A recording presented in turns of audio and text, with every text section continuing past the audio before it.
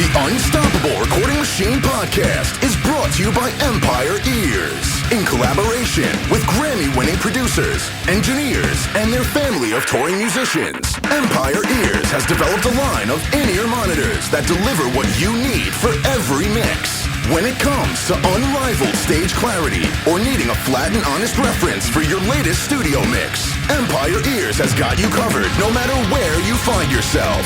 And now your host, EYAL Levy. Welcome to the URM podcast. I am EYAL Levy, and I just want to tell you that this show is brought to you by URM Academy, the world's best education for rock and metal producers. Every month on Nail the Mix, we bring you one of the world's best producers to mix a song from scratch from artists like Lamb of God, Meshuggah, Periphery, A Day to Remember, Bring Me the Horizon, Opeth, many, many more. And we give you the raw multi-track so you can mix along. You'll also get access to MixLab, our collection of bite-sized mixing tutorials, and Portfolio Builder, which are pro-quality multi-tracks that are cleared for use in your portfolio. You can find out more at nailthemix.com. We've got a great guest on today's episode, one of my favorite people in this industry. And I like having him on because he embodies something that I learned a long time ago. The first time I ever took a music business class, I was told that in order to have a successful music career, I needed to have multiple streams of income that were somewhat independent of each other, but that nobody really ever made it work off of one stream alone. It was always multiple streams. And so I've approached my career with that in mind. And seems like Kevin Antreassian has done the same thing. He used to play guitar for Dillinger Escape Plan. He owns Backroom Studios, just started a YouTube channel for Backroom Studios. And he's always got different things going on. And I find that inspiring and plainly just interesting. I think he's interesting to talk to and inspiring. And I think that those of you who are looking to make a living at this funny thing called music, whether it's production or as a musician or a mix of both, you should take a chapter out of Mr. Antreassian's book about creating multiple income streams. So without further ado, I give you Mr. Kevin Antreassian. Welcome back to the URM podcast. Thanks for having me back. This is awesome. Yeah, and I just want to apologize for how hard it's been for us to link up. It's been really stupid. It's all good. I know how it is, man. Everybody in this business has like 18 different jobs essentially, and we're all juggling that stuff, so it's not a big deal. Yeah, but I feel like this one in particular, we've been trying to book this for like a year or something stupid like that. And yeah, I think it was like December we were going back and forth. So we're 8 months or so-ish, probably. Yeah. Well, I'm not usually this bad. It's okay, man. And maybe it's better now that I have maybe some more interesting things to say. Who knows? We'll see about that. I'll be the judge of that. Yeah, exactly. All right. So speaking of having more to say, one thing I'm curious about, just because like I'm getting mixed messages here, is your band done or not? Oh, Dillinger? Yeah. You know, you'd have to ask the other guys. Okay. I'm kind of like the last one that got brought onto the project. So, as far as I know, it's like an indefinite hiatus. So is there a possibility that we'll come back sometime? Maybe. I don't really know. I know some of the guys want to explore like other things in life, especially like Ben has been doing it for an eternity, essentially. And, like when that's all that's got to be kind of tough too, Even though it is amazing and it is like his passion, but like you can't really do too much else when you're in a full-time touring band. I mean, it takes up all of your time, especially when it's like a DIY type too. So he's doing like tons of the management and the booking and all that stuff. And it really just eats away at life. And even him and I tried to like start a business up when he was touring before I was in the band. And we tried to get like momentum. And then he'd go away on tour, obviously, because that's his job. Yeah. And then we'd lose all that. And then he'd come back, we maybe could pick a little bit up. And it's just so hard to like get other things accomplished. So I think he realized that it's kind of a necessary thing for him to do to kind of take himself out of it so he can do all the things, there's only so much time we have here, so got to do a lot of stuff. Never start a business with a guy in a touring band. Yeah, it's tough. I mean, I say that and then I'm going to get some hate mail from like the 3 people who have managed to do it. But by and large, it's really close to impossible. Yeah, there's just some things, especially with a new business, you really need to be present for, like physically and otherwise. I know just from starting my own business, the beginning is fucking rough, man. It's that's why obviously so many new businesses fail. It's just you're either not the right person, like kind of entrepreneurial type person, or you just you got a rough deck to deal with. There's so much. We got closed down in the first few months when we opened initially because the town did not like us. So it was. How could they not like you? Like, I'm a pretty nice guy, I think. I think usually. you seem nice. I mean, the quick and dirty story is that I was in a session with like what limited gear I have. It was really embarrassing. I would hate to see a picture of that back then, but I want to see a picture. I might be able to dig one up somewhere if I have some friends. If you want to go over details on my rig back then, it's pretty amazing.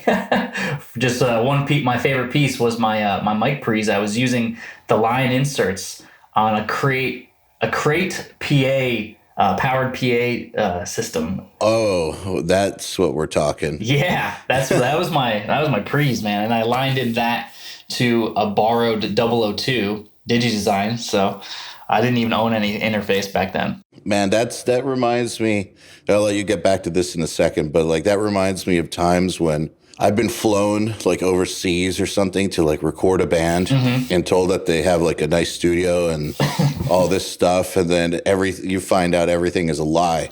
you get there and there's like a PV mixer or something. That's your board. From like 1987. Yes. Oh, it's vintage then, right? It's better. Yeah, exactly. It's vintage. Like I got to one like in 2014 and they were running Cubase SX, and I know that's old because Cubase SX is like the first real DAW I ever used in like 2002 or something. Damn. Or 2003, I think. Something like that. Yeah, I think my first audio software I ever even touched was like Cakewalk or Guitar Tracks Pro or something. I don't remember what it was called. It was like, I didn't even know what I was doing. I was like, oh, cool, amp modeling.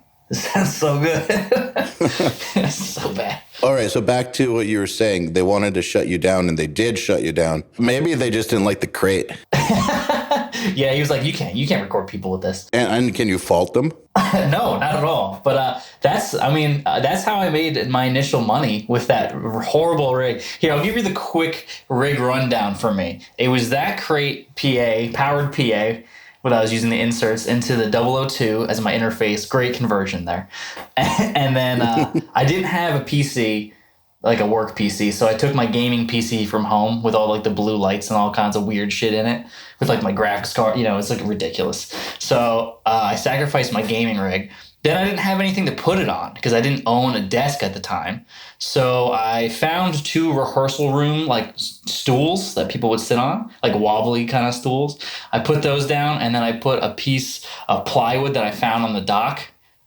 And that was my desk. It was so unstable, and then I didn't even have monitors. I was just running headphones. I didn't have any mics, so I just used what I inherited when we took over the studio, which was only SM57s. And that's what I did my first few records with until I could make money to buy better shit. SM57 is like a saving grace compared to the rest of that lineup. Yeah, it's like the best part about the whole thing. So yeah, that was it. It was brutal. And anyway, so I was recording this band in that unconventional setting as is, and then this dude walks in and he starts like knocking on the door, screaming for the old owner's name, and I was like, oh, he's not here anymore. We took over the business, and he moved to Arizona. And he's like, what? He was like totally shocked. He's like, you know what? You got to open up because it's a rehearsal studio. It's like 7,000 square feet. It's quite large. We have like 20 something rooms. And he's like, you got to open up all these rooms right now. We got to have a full inspection. And this is a mid-session. And I was like, like right now? I'm like with customers. And he didn't care. He was so pissed. What was he pissed about? I don't know. The thing is, I think there was some kind of like handshake deal or something, some kind of like greasing the wheel, like greasing his palms type thing, like some kind of exchange of money. I don't know. They had some kind of arrangement that I wasn't privy to. And I wish they would have just told me, because I would gladly would have paid him money to get him the fuck out of my room, because that dude was the worst. He caused us so many problems.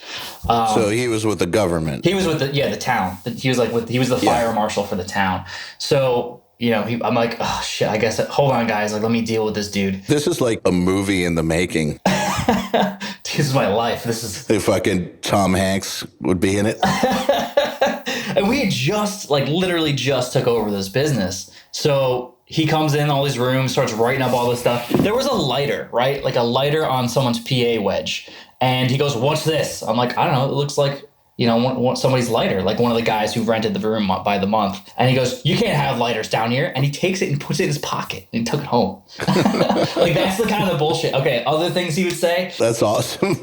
It's amazing. Like, at that point, you cannot argue with the dude because anything you say, he's just gonna go. It's gonna get worse. So he would say crazy shit like, "What are these guys? They're using these surge protectors? This is not for music equipment. This is only for computers." And I was like, "What? That's definitely not true."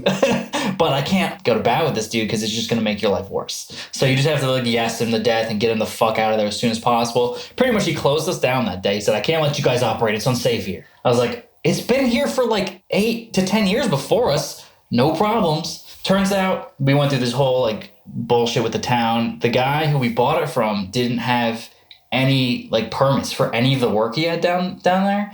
And he didn't have a CO, certificate of occupancy from the town or anything. He had nothing. He just kind of did this without them knowing about it, and then was buddies with the town dudes. So they kind of just look the other way. But when somebody else come in, they're liable now. So they shut us down. They gave us this huge, massive list of things that we had to get done by an unreasonable date. And if we didn't have it done, we were done. They were closing us down. So we had to switch gears instead of trying to nurture this brand new business. We had to just be okay, we got to go in construction mode. And we don't have money, so we're doing it all ourselves. We actually told the bands, we'll give you discounts on your monthly rent. Why didn't you just sell your desk? Because that's one of a kind, man. That's custom. Fair enough. Never be able to get that back. So we told the bands, if you guys would pitch in and help us sheetrock the ceilings and spackle and all this stuff, we'll give you discounts on your rent. And so we had a bunch of people helping out, and it was a nightmare, dude. For months, it was a fucking nightmare. But anyway, so yeah, opening up a new business, you never know what you're going to get. So it's very difficult. How long did it take till things stabilized? I would say that went away within a year-ish, and then we started really kissing the town's ass and becoming friendly with them, and now they kind of leave us alone. They come in for inspection, and then they're gone. So that took a little bit. But then for me to get solid work took a while, obviously, because in the beginning, you literally take, and I was younger, obviously, it was 11 years ago now. You take anything that comes down the stairs or through the door. I mean, literally anything. There's drunk dudes. And you should. I didn't have anything else. I needed to make money. They would stumble down the stairs, half saying sentences and "I need to record a song for my girl. I fucked up. I need to," and I was like, "Okay, sure, come right in," like Starbucks, come right in, And so the guy goes in there and he's like, I need to make it right. Because I kept repeating that, and I was like, "Okay, so what are we doing?" He's like, "I'm gonna sing over this track," and he gives me some I can't remember who it was, but some classic rock tune. And the vocals are in it because he's trying to do karaoke. And he's like, "You got to take the vocals out, though." And I'm like, "Oh, my God." So I do my best, with EQing to try to get them out. Obviously, it's a fucking disaster. And then I'm still young at this point, so I don't know many tricks of the trade. Oh, man. Yep. It was that situation over and over and over again. That's actually one of the reasons that advise people not to go too crazy with advertising your studio. Yeah. And to worry more about word of mouth and building that. Because if you go crazy with advertisement, paid ads and shit like that, you're going to get a lot of those kinds of clients. Yeah, they're the worst, and they're one-timers too. They're not healthy clients. They don't come back and give you more money. They're just a waste of your time, essentially. Yeah, they're not going to help build a reputation. I mean, every once in a while you might get a good one, but by and large, the clients that you're going to pick up through just blanket ads are going to be like that. Yeah, they're disasters usually. We still get the occasional hip hop dude calling in, and you can tell within the first 10 seconds of the conversation that it's a disaster and just not worth your time. We've tried, even recently we've gotten some new interns there. So it's kind of cool to have them, because hip hop sessions are usually pretty easy, for the most part, dealing with the tech side of it. You throw in the track and you record the vocal. It's not too hard. But man, some of these people are just so brutal. This one dude just got out of jail and he started threatening one engineer that he worked with. So I was like, okay, can't do that. And then we moved him to another guy, started threatening that guy. So he can, and then I was like, dude, I literally, like, I don't give refunds. I gave this guy a refund. Like, get him the fuck out of my room. So that he won't kill you guys? Yeah, because he was so mad for some reason. I couldn't even understand it. And I'm, dude, if you got a problem, I'm going to make it right because, bad news travels way fast. So I'm going to do whatever I can. I gave him a full refund. I was like, dude, just go away. Like, you clearly aren't happy here and we are not happy. Just let's pretend it didn't happen. And then, but he was like, after he got his refund, he's like, so when can I come back? And I was like, what? I was like, dude, this exchange is over, bro. Like, we're done here. Like, go to another studio. You'll probably, maybe you'll do better somewhere else. Maybe it's just not working here with us. I don't know. Why would you, want to do that again? And he was just like adamant. He's like, I want to come. I want to be here all the time, man. I love this place. I was like, I was losing my fucking mind, dude. So I gave him one more chance with him. Then, dude, he started threatening that guy. And I was like, done. Just fuck this dude. Get him out of here. Wait, so what were the threats? Gee, I could probably send them to you. One of my engineers, he started getting like real, because he's like, the guy is completely unreasonable. Like, we're willing to work with people, for, obviously with mixed notes and all kinds of stuff like that. But this guy wanted like crazy stuff, and he wanted it like immediately, and he didn't want to pay for things. And he had his mom calling me, and this dude's like an adult. He had his mom calling me to give her like credit card information, and she even admitted that this dude was a mistake. It was brutal, man. I was just like, why am I even entertaining? I don't need this money. I don't need this guy. Get out of my life.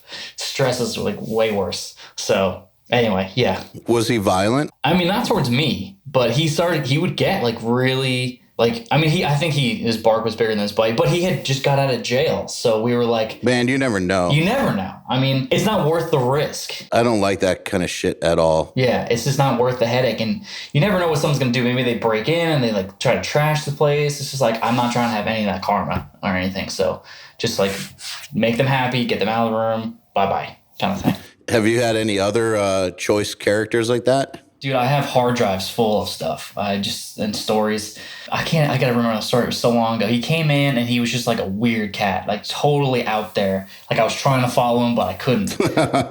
For the project, he wanted me to record, because we didn't have a tape deck in the studio, and he wanted me to record this tape deck into Pro Tools for some reason. This, like, whatever this tape he had. I was like, dude, we don't have that here. Like, it's not commonplace. You might be able to find someone that has it, but we just don't. And he was like getting really adamant about it. He's like, why can't you just get a microphone, run it outside to my car, I will play it from my speaker in my car, and we'll mic it up and we'll do it.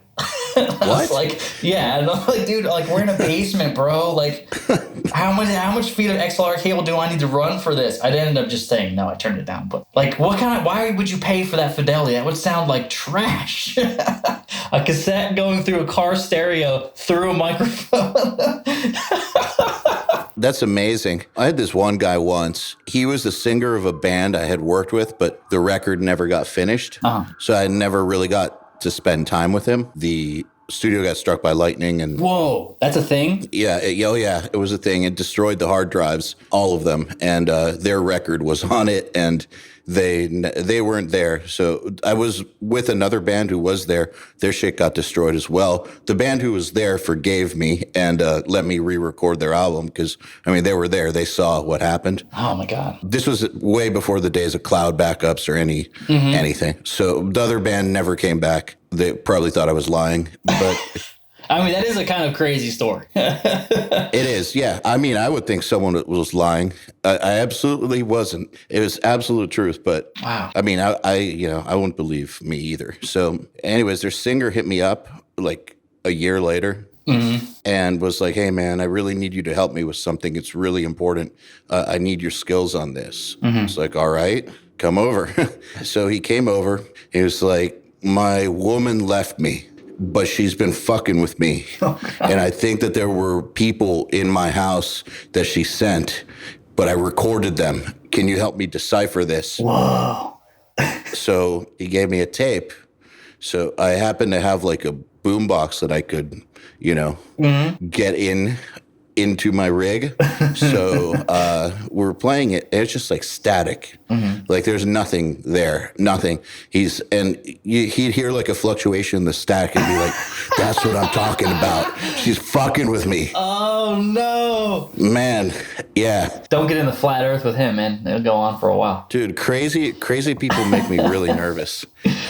That's amazing. Yeah, that's why we got into this business, right? To do that kind of stuff. Yeah, exactly. See, that's the thing is with people like that, you don't know if like you say the wrong thing and they're going to dismember you. Yeah. Or something.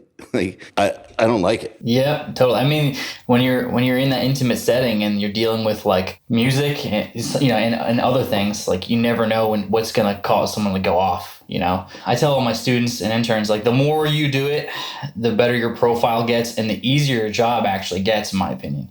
So you don't have to deal with that garbage usually later down the line. It's just like starting up, it seems so much harder than it is later. Well, and if you do have to deal with like a diva band or a bigger band that, might not play that well, there's solutions that most people will be okay with. Yeah. Yeah. It's not like dealing with those garbage clients.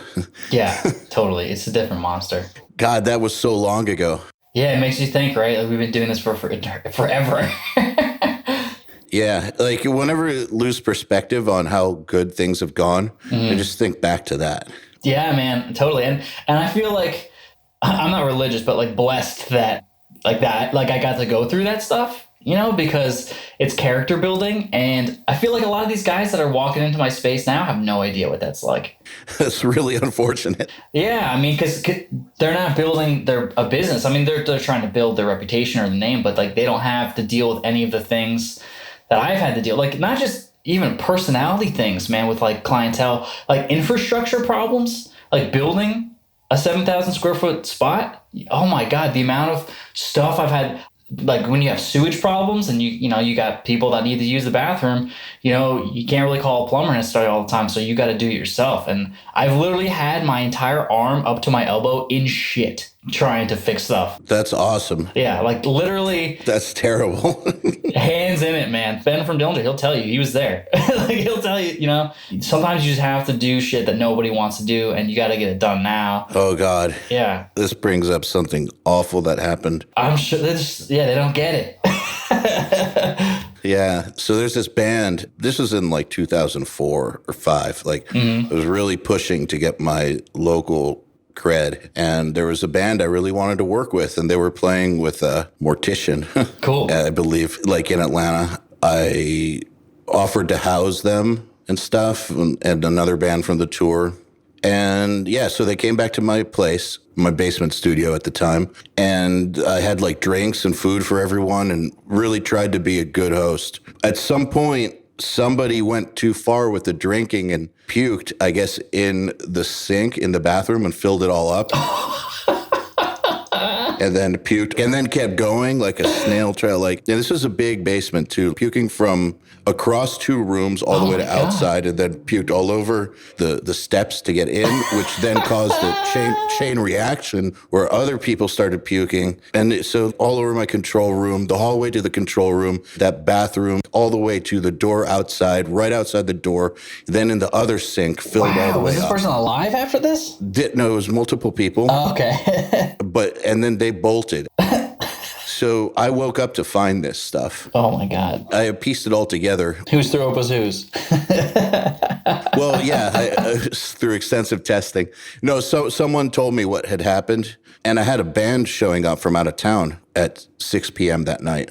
So it was traumatic. I mean, it was one of those things where like this band is driving 8 hours to start a record, and it's 7 a.m. and my whole entire studio is covered in puke. Oh. What do? You cleaned it. Yeah, started picking that shit out of the rug. It was horrible. It was one of the most horrible things I've ever had to do in my life. Wow. They had no idea when they arrived. Yep. It was terrible. That's brutal, man. Oh, other people's puke is like my fiance can't even go near any kind of puke. She can't see puke on the movies. She like it's so, it kills her. So I can't imagine like what that would be like for her. It was like I had to go into this Zen state almost to where I wasn't really there. Oh my God. Like, this is just a sensation. And a sensation is something the brain can turn off, and thinking about the smell and all that. You try to get as clinical as possible, because otherwise, fucking puke. Yeah. Oh my God, dude, that's insane. Like I can't, like shit has a smell, but puke has like this burning smell. Like That stuff doesn't go away either. It was so bad. I have a ton of like crazy plumbing related stories about the studio with like shit coming from the ceiling and like all kinds of crazy stuff that goes on. Shit coming from the ceiling? Yeah. Like I said, man, when you run your own facility. What happened there? Well, the quick version of it was we were rerouting our plumbing and we had these contractors come down. We have like businesses above us. So we rerouted our sewage line, and these fucking assholes didn't think that when you cut the pipe, there's residual shit in the pipe. Oh no. So they cut the pipe and let it hang, and it all just flew out, like a ton of it, all over the hallway walls, everything, all over the floor, just like filled up. And I was just like, I came in there and I was like, well, I heard them because I was tracking, and I heard them in the hallway go, ah! And you just hear like water like pouring out. It's not water, obviously. And then I was like, wonder what that was. And then you smell it. And then you go look and you're like, and they're just staring at you like, oh, we are cleaning. And I'm like, fuck. That's so bad. My band was on tour in like 2007. We're like first of 5, that slot on like Job for a Cowboy Acacia Strain in like, 2007. So small places, but very packed and very, very fucking packed. And we had a singer back then who was just liked to do stupid shit. And we were at this club in Jacksonville, Florida. I forget what it was called, but he jumped up onto the ceiling and grabbed a pipe and started swinging from it. And then the pipe broke. Oh, no. And it was a shit pipe. Oh, no. It doused the entire audience. Oh, my God. It was fucking horrible. We were never allowed to play there again. Oh, my God. I wonder if anybody got like sick from that. Just like getting shit all over them. That's crazy. I don't know. Yeah, it was horrible. I wonder if Dillinger has any stories like that. I'm sure if you ask some of those guys, They have to. Because they do that like every show. They jump on pipes. Yeah, there's got to be, because you can't tour that long and that hard doing that much crazy shit without encountering some sort of sewer problem or something. Podcast derailed. I think it's great. I think, man, people need to know what they're getting into. Sure. They think it's all just making records and making money. Nope. Well, I mean, I know that at the Audio Compound, the place that Andrew Wade... That thing looks awesome. That thing looks dope. It's quite awesome. We have our studio there too. Like, there were no problems like that, but I mean, he still, remember, I think it was called a pressure fracture. I saw that. Yeah. Yeah, that broke his control room window. He had no idea that was even a thing, but he learned when the thing fucking shattered. Yeah, and construction settles, man. And it's not settling like, even if it's like a quarter of an inch, it's like, that's like, I don't know how many foot-pounds. Like, it's a pressure. It's insane. It's not like a little bit that will shatter any kind of glass. Hopefully his construction guy or insurance fit the bill for that. That would be unfortunate otherwise, because that's a construction flaw. I really don't know, but I know that Andrew built a lot of stuff himself. I don't know the inner workings of that. I actually just redid our window in our control room after I saw that, like the same week that happened to him. And I told my construction guy, I'm like, listen, you got to put a gap. I'm not going to have this happen. So I'm glad he posted about it. Otherwise, I may have overlooked that too. Well, Dan Corniff knew exactly what it was right away. So I'm guessing that's happened to him too. Well, he's a genius. He's been around a while too. Yeah, and he likes to build things. So I'm assuming that he's encountered that problem. Yeah. But I mean, so yeah, it's not just like these horrible stories we were telling. Like, if you're going to be building a studio and from the ground up and dealing with all the business stuff, in addition to that, just the building part is a monster all of its own. Totally. At least I'm assuming in the space that you guys built, at least you didn't have a business running during the construction. That's the hardest thing for me, is that like I have all these construction projects open that I can't ever finish, because I'm not ever finished, but they get delayed so much because I'm currently using the space that I'm doing construction in. So it's like I have an open ceiling for like 3 months, and then I'm like, okay, well, there's a 2-day gap here, so let's book that. It was like that. It was like that for a while. That's what from the time that I confirmed that I was going to move in there till the time that I moved in there was well over a year and a half. Oh, wow. Because Andrew had to keep working. Yeah. And that's why the repairs are slow I mean, updates are slow just because people need to work. You got to pay the bills, you know? Let's talk about what you've been doing, because last time you were on, you had been in Dillinger for like a year, I think, or something. Okay. But since then, Dillinger has like toured like crazy and then apparently stopped, gone on hiatus, and you started a YouTube channel, started teaching at a university, kept the studio going. Like, what's up? Yeah, all that stuff. It's you think you get some free time, and then you're like, oh wait, I got to fill this up with all kinds of things. You know, I got to continue to do stuff. So, did you actually think you were going to get free time? I thought I was. I really did. I was like telling my friends, telling my fiance, I'm like, you know what? I'm going to take some time. I'm going to relax. I'm going to work on like less records. I'm not going to try to do every record I possibly can, you know, and just kind of enjoy my house and my, you know, my lawn and nature. And what does that even mean? I'm like an old person, dude. Like when there's a nice sunny day and I'm off from work, I like want to work on my lawn. It's so crazy.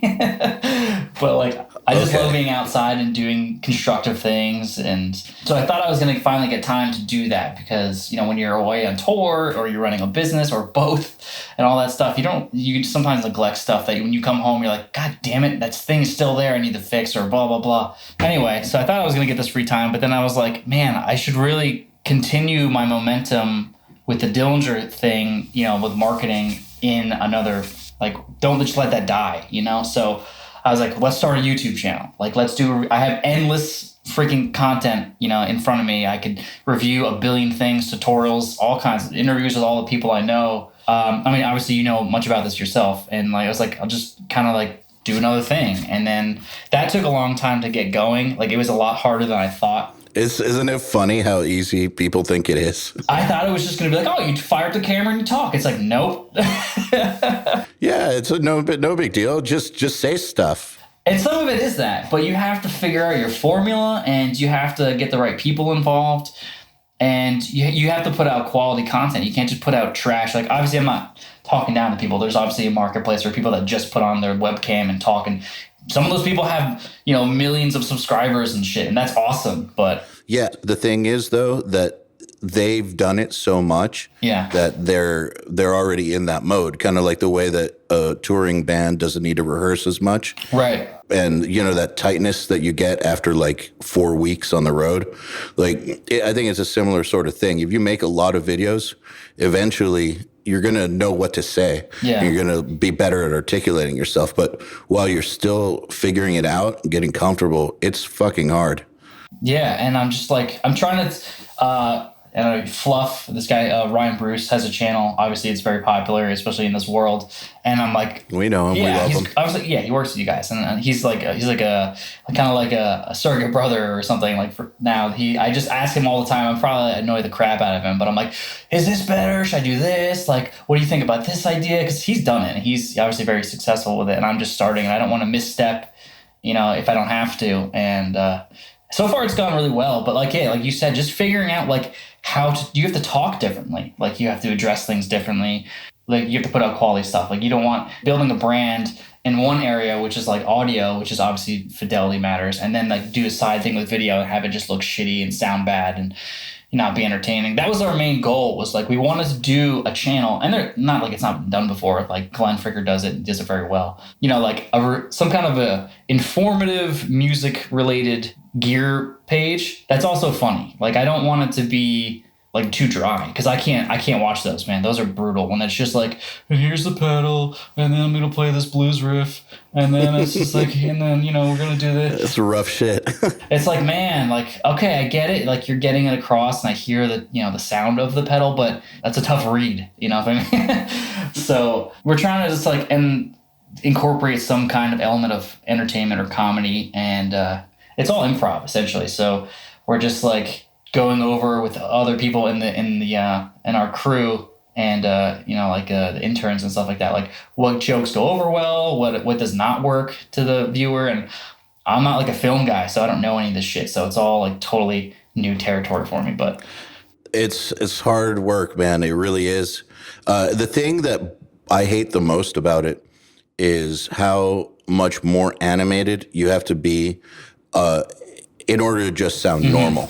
Like, if I'm my normal self on camera, I'm going to seem like I'm fucking stoned out of my mind and like don't want to be there and half asleep. I have to like conjure an unnatural level of energy in order to communicate things on camera. Yeah. And especially the first few times, I felt like such a fucking idiot. And sometimes I still do. But it makes a huge difference. So, you know, whatever level of energy you feel comfortable with in your delivery, turn it up by 20%. I know, yeah, and that's tough to realize too. And another thing is like I usually don't talk like super fast, and everyone's telling me like you gotta talk faster because we gotta cut this time down these videos. We gotta keep it like under 7 minutes, under 6 minutes, and I'm like, so like you gotta just like rip through. Where are you hearing that? Well, I mean that's what everyone's been telling me. Like I said, I don't know better, but that's bullshit. But they're saying like, it looks like from metrics that people kind of lose interest after 5 minutes, so keep it under 5 minutes and blah, blah, blah.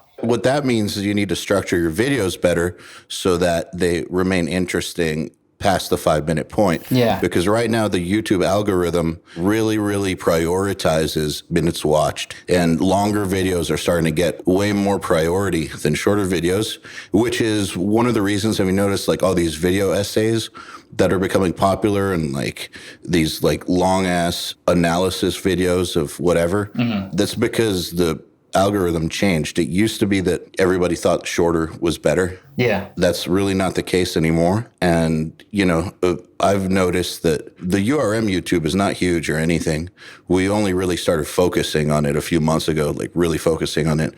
And some of our biggest videos are like 27 minutes long or something. Yeah. Like, I don't think that length is an issue. I think that keeping them interested is the actual issue. I agree with you, but everyone seems to say to the contrary. And because I come from like, I like to watch lots of reviews, and I'm not just saying gear reviews. I watch all kinds of reviews, like all kinds of gear and other hobbies that I have.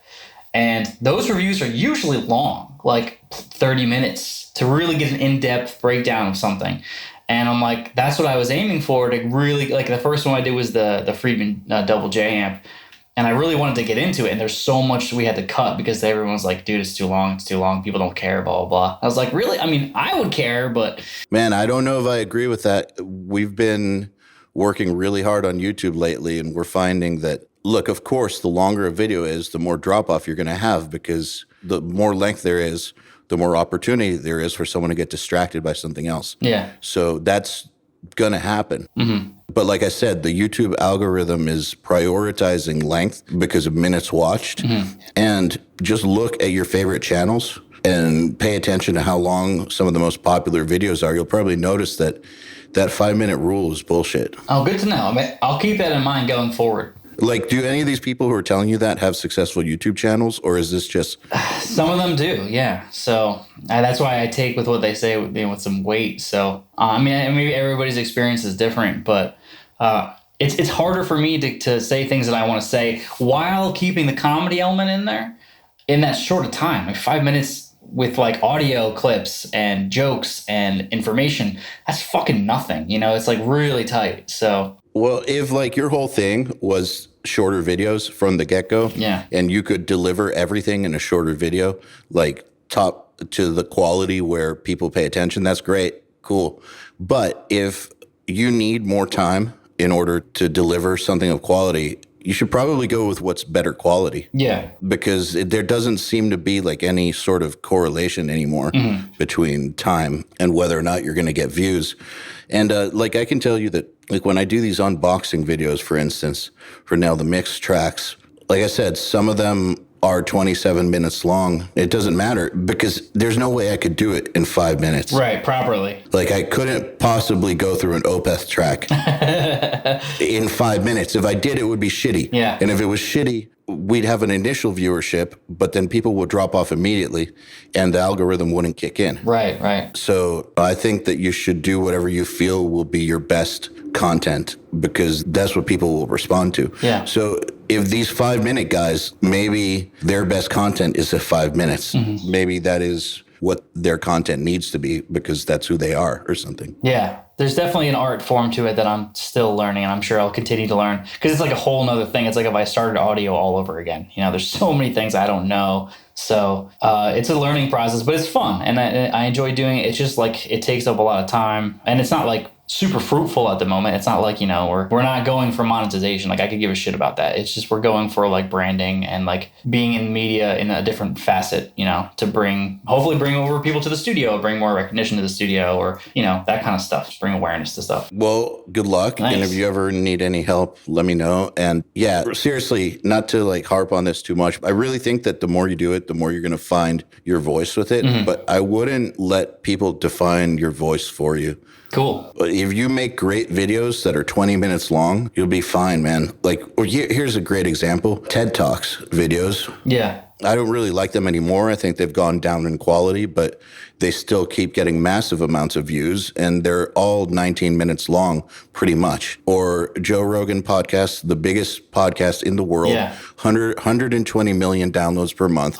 Like, episodes are like 3.5 hours long. Yeah, I watch him like every day almost. That's what I'm saying is like, if the content is good and shit that people are interested in, the length is not going to matter. Yeah. Like, it only matters if like what you deliver is only interesting for 5 minutes. Right. That's true. I mean, that makes sense. And that's like mine was more the methodology I was thinking. But I mean, I was surprised, honestly, to hear people just say that. So I will definitely harp less on that in the future, because if it doesn't really matter that much, like, I won't let it. Dude, it's the same as like when you're talking to a band and they're like, should my songs be 3 minutes long or can it be like 8 minutes? Well, who are you as a band and what are you trying to do? Yeah. Like, well, if you're Opeth and they want to come record, are you going to tell them that you're going to cut all the songs down to 3 minutes, 30 seconds so that you can have radio singles?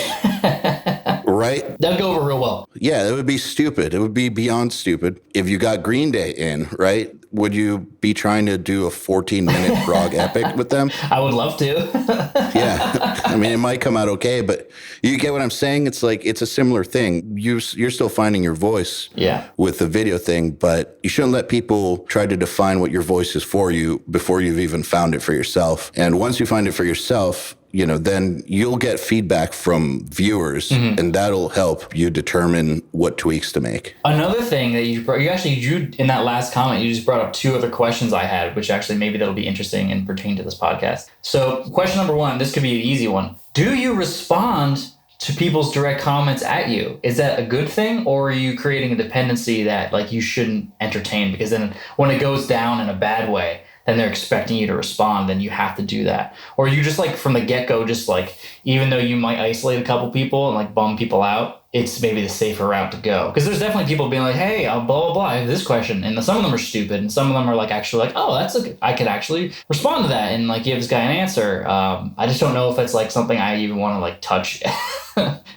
One thing's for sure, I wouldn't engage with the shit posters. Yeah. Like, don't go down that path. I haven't gotten them yet, but I'm sure they're coming. I'm waiting for those trolls. I'm waiting, man. They're out there. They're going to say things that you'll wake up weird one day and, like you'll have a fight with your fiance and you'll read that comment and just like fly into a murderous rage and don't give in. Yeah. Like, I mean, we all give in at some point, but it's best not to. The results are never good. Never good. Like, there's so many like political things on Facebook that like, I can't read. I'm just like, ugh, I'm not going to get into politics, but like personally for me, I like discourse. I like when people have, controversial opinions or different than mine anyway. And I love hearing their side of the argument, because a lot of times I'm like, I got to rethink mine. That's like the best part of conversation. So, but like some people, I can't entertain them. And I have to just like, I'm like, I want to say something, but I just like, nope, just ignore it, man. Don't do it. Online's not a good medium for that. No, it's not. Because it takes the humanity out of the equation. You need that humanity in order for people to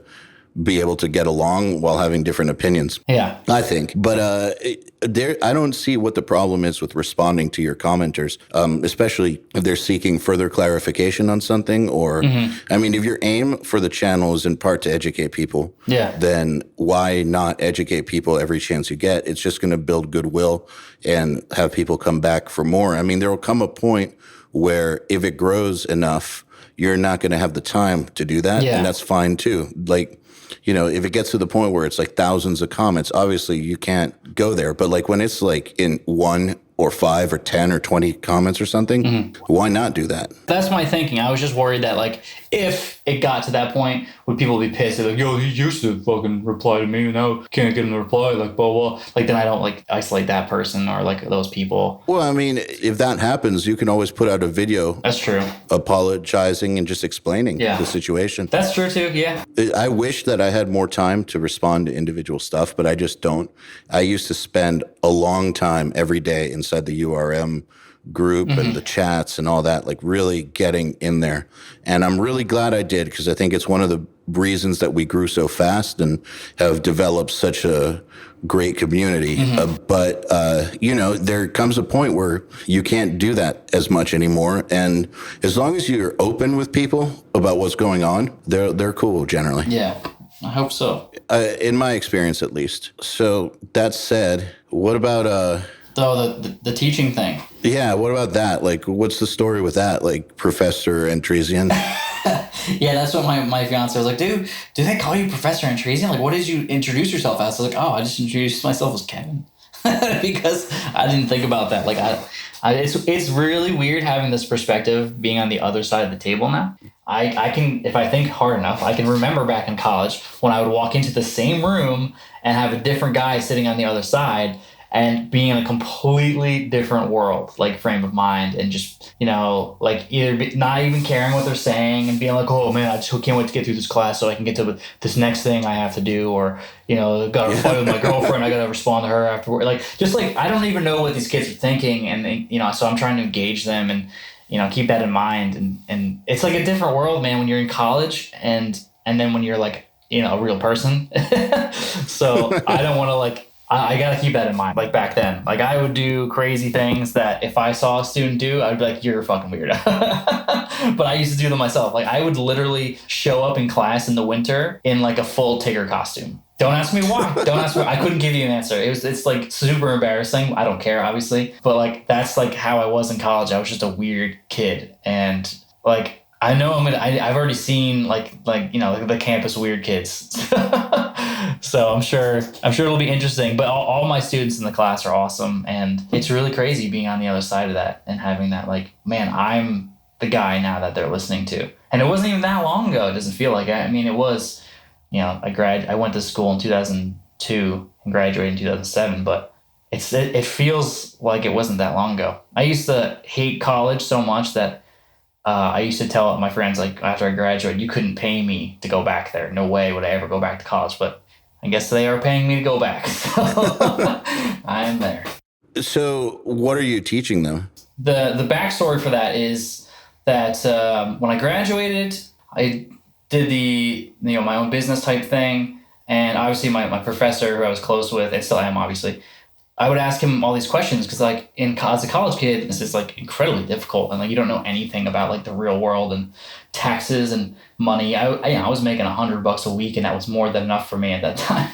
So, there's the perspective is crazy, and I got out of there, and upon like getting into the real world, I was like, when I would get sessions to mix, I realized that the school, it prepared you for a lot of things, and it taught you a lot about the program was fairly new at the time, but they never really got into like hardcore mixing. So when you'd get a session in front of you with like 100+ tracks, you were like, I don't even know where to start. Like what do you start with, and what do you do? What are some things to streamline all this information? And these, they're like, I was like, I don't know what I'm doing. So all that, and it was before like YouTube tutorials and all that stuff, really, and obviously URM, so I didn't have any guidance. I just kind of just figured it out on my own, I guess. And now, so this class is to try to like address that concern with those kids and like really, more about teaching audio than most people. So I'm sure you understand this. Like some of them are just so lost in the beginning, and it's actually, it's really rewarding to do that. I've been doing it. I have workshops at the studio with like one-on-one type stuff occasionally. But it's a lot different in like a class setting with like an SSL duality and all kinds of nice stuff in there. Yeah, absolutely. How are they taking to it? I literally only had one class last week, and I have my second class this week. And they were so excited, man. It was just like, I know like some professors are like super dry and boring, and you just like, you're paying for it and it sucks because you're just like, I don't want to be here. Whereas like when you're an adult and you pay for something, you're only going to pay for something if you want to do it usually, right? Like I would hope. yeah, but when you're kind of like not forced into it, but like, you're in a different mindset and you're just going to college sometimes just for the sake of going to college or whatever situation is. I mean, I went to make my mom leave me alone. Yeah, to get out of the house, right? So there's that. Well, no, not just get out of the house, go to college. Yeah. I couldn't handle it anymore. I had to go. Yeah, I mean, and that's it too. Like I went to college because my parents like told me that's what I had to do, and I was like, well, no, I want to go tour and like play arenas. Like really, that's what I thought I was gonna do. I was like, you graduate, and I got this cool band, which obviously didn't get big, and then I was like, yeah, that's what I'm gonna do. I see other people doing it. Why can't I do that? I was just determined. And they're like, no, you're going to college. So I strangely kind of got to do both in a weird way. Yeah, you did. Which is bizarre. I'm just, the exception, not the rule maybe. But yeah, it's really cool to get in there, and it's going real well. The kids seem to be really interested in it, and I'm trying to engage them. And I opened up the homework assignment for the last one was I have the, the 24 track for Bohemian Rhapsody. I'm sure they come across that at some point. Yes, sir. Yeah, and it's just opening that to people who have never heard it like that in that context. The eyes just like get so wide. They're like, oh my God. Yeah, it's crazy.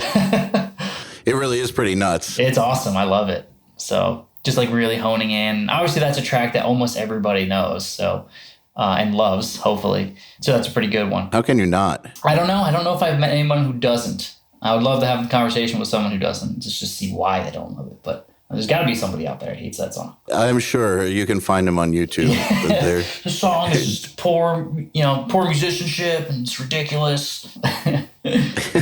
I guarantee it. So do you think that your background helped make the students more stoked than they would if you were someone that didn't have like a badass background? I hope so. My professor did tell me that the students were fighting for the class, so that there was interest in it for me to teach it. Like octagon style? Yes.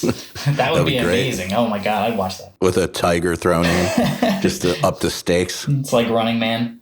Yeah, or Gladiator. Yes. So there was interest to do that, and I think that the class, like I said, was definitely needed in that curriculum. So yeah, I guess, what was the original question? Just if you felt like your background helped people get more stoked. Oh yeah, but I didn't want to assume, because I'm not famous or anything. So I guess locally I would be, some people know who I am, like from my area. But I didn't want to assume, because you never want to do that. You may not be Steven Tyler, but you still like. None of us are Steven Tyler, but you've still done just about everything that a kid coming up would dream of doing. Yeah, I've been very fortunate. My first class, a lot of it was introducing myself as my experience, like what I've done. So hopefully that weighs a little bit more with them when I teach them stuff. I'm like, listen, I'm not going to say everything I tell you is 100% the best way to do something, or even maybe 100% correct all the time. I'm fallible, just like anybody else. But, hopefully it means a little bit more coming from me with someone who has this, all this experience behind me, as opposed to another teacher who, say, maybe doesn't have nearly as much experience doing what I've done. If you want to talk about being in a bus crash and having 2 fractures in your vertebrae and staying in Poland for a while, I'm that guy. I know about that. Well, it's interesting.